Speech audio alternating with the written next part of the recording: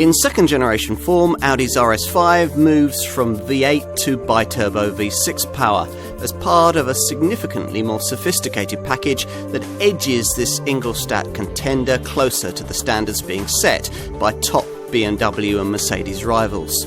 The key RS5 advantage remains in its provision of four-wheel drive, but there are also now plenty of other reasons why you might choose one over an M4 or a C63. In short, it's now a far more credible contender.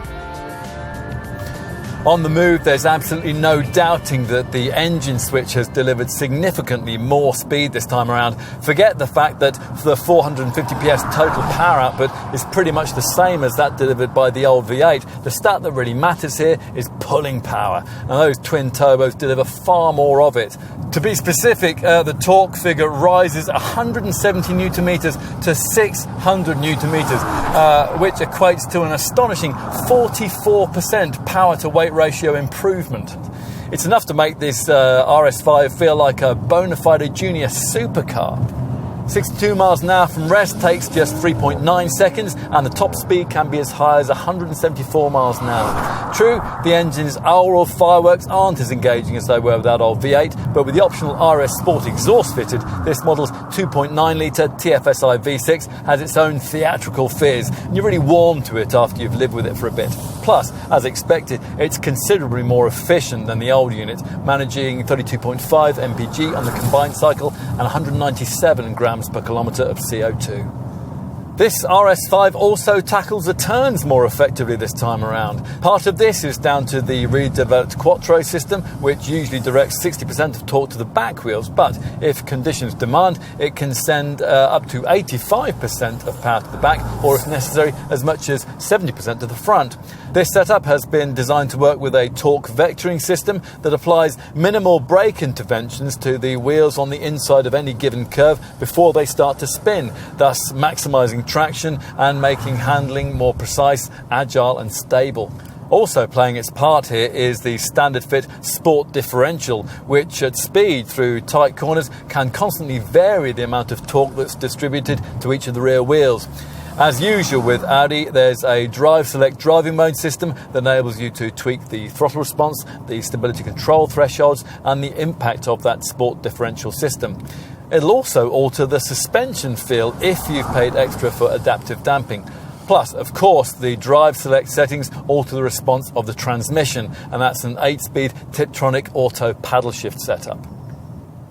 This RS-branded A5 Coupe isn't quite as stylistically subtle as its lesser S5 stablemate, nor would you want it to be. Appropriately enough, aesthetic inspiration came from a competition model, Audi's 90 Quattro IMSA GTO Racer, hence the blistered wheel arches, the lacerated air intakes and the huge oval exhaust pipes. It's certainly a slightly larger car than its predecessor, thank the new MLB Evo platform for a 74mm increase in length, and the more purposeful stance is a touch lower too. Time to open the long, wide driver's door and take a seat inside. As for the elements that set this RS5 model apart, well, of course, the flat-bottomed RS Sport leather steering wheel with contrast stitching is bespoke, so are the stainless steel pedals, and these lovely Napa leather-trimmed, honeycomb-stitched, winged RS Supersport seats. Otherwise, apart from the leather-fashioned door armrests and knee pads, the ambiance here is exactly as it would be in any plushly specified A5 model. We really like the seats though, anatomically shaped and perfectly positioned in front of this steering wheel, through which you view the all-digital Audi virtual cockpit. Now, you may be familiar with this setup from some of the brand's other models. Here it's standard, a 12.3-inch LCD colour monitor that replaces the usual instrument binnacle dials with a layout that's fully digital and customisable, using smart 3D graphics and highly detailed effects. Anything the virtual cockpit setup can't tell you will almost certainly be covered by the slimline MMI infotainment display that really dominates the top of this dashboard. Now, appropriately, this flagship model includes Audi's top MMI Navigation Plus with MMI Touch package, and it has a 8.3-inch monitor featuring crisp 3D maps and responsive NVIDIA graphics.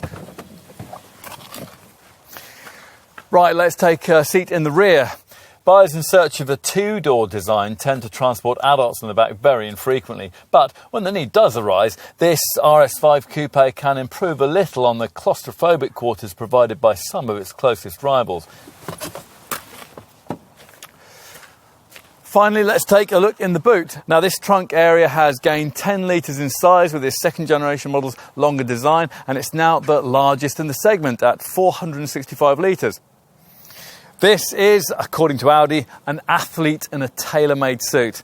Well, if that's the case, then, as others have pointed out, the sprinter in question must surely be Usain Bolt.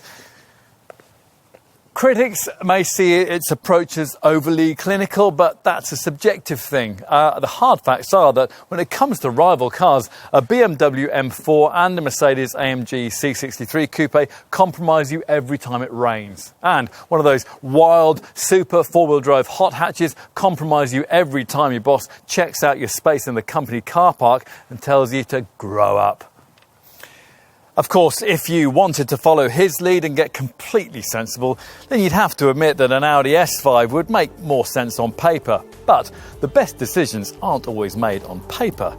Here's a car with a brand image built on more tactile things, and one that, 4 decades on from that original Quattro, continues Ingolstadt's performance heritage.